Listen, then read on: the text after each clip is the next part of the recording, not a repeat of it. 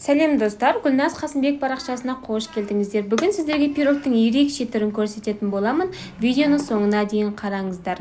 Ең алдымен бір жұмыртқаның үстіне қант саламыз, шым-шым тұз саламыз, көтерілгенше миксерлейміз.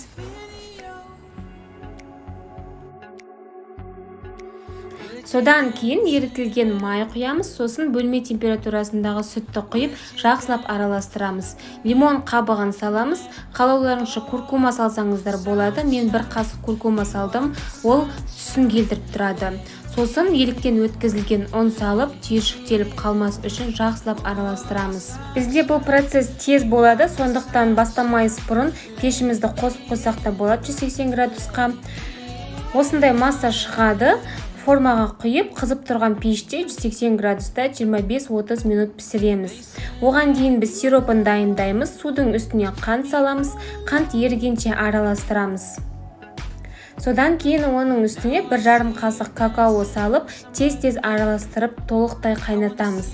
Қайнап көбіктері шыға бастағанда отты өшіреміз.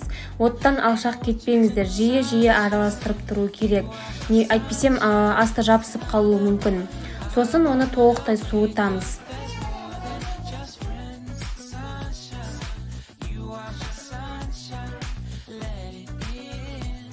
Пирогымыз пісті, толықтай суытамыз. Формадан шешеміз. Менде 4-бұрышты форма болмағандықтан дөңгелек формаға жасадым. Сіздерде 4-бұрышты форма болса, соған жасасаңыздар болады. Және де 4-бұрышты кішкентай 4-бұрышты етіп кесеміз, видеодағыдай етіп. Негізінде бұл форманы біз кішкентай формаға жасасақ, бізде ыңғайлы болады. 18-де 18 формасы болса, онда тіпті жақсы болады. Одан үлкен болса, онда сіздер рецепттің ингредиенттерін 2-ге көбейтесіздер. Осылай барлығын 4-бұрышты етіп кесіп алдық. Содан кейін әрбір 4-бұрышты алып, сиропқа шет жақтарын батырып аламыз. Қалауларыңызша үгітілген грек жаңғағымен және кокос ұнтағымен сәндеп шықсаңыздар да болады. Осылайша әрбір пирогты сәндеп шығамыз. Бұл пирог ерекше түрімен ғана емес, дәмі де ерекше дәмді болып келеді. Назарларыңызға көп рахмет. Сіздерге ұнады деген сенімдемін.